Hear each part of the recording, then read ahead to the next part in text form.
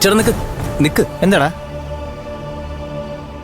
ചേട്ടന് ഈ കല്യാണത്തിന് ഇഷ്ടക്കുറവ് വല്ലതും ഉണ്ടോ? നീ എന്നാടാ അങ്ങനെയൊക്കെ ചോദിച്ചത്? എനിക്ക് ഇഷ്ടമില്ലാതെ ഈ കല്യാണം തീരുമാനിക്കുമോ? അതല്ല ചേട്ടാ, കല്യാണ ലെറ്ററിന്റെ കാര്യത്തിലെ ചേട്ടൻ എന്തിനാ കള്ളം പറഞ്ഞത്?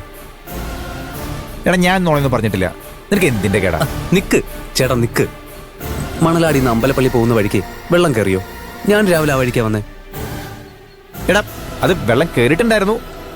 നീ പോയപ്പോ ചിലപ്പോ ഇറങ്ങിയതായിരിക്കും. ചേട്ടാ ഉരുളല്ലേ? ചേട്ടൻ നുണ പറയുകയാണെന്ന് എനിക്ക് മനസ്സിലായി.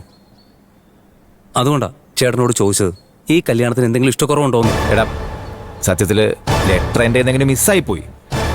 ശ്രദ്ധയില്ലെന്ന് പറഞ്ഞ അച്ഛൻ വഴക്കു പറയണമെന്ന് വെച്ചാ ഞാനൊരു നുണ പറഞ്ഞത്. അല്ലാതെ ഈ കല്യാണത്തിനോ ചാരുവിനോടോ എനിക്കൊരു ഇഷ്ടക്കുറവില്ല. ഉറപ്പല്ലേ?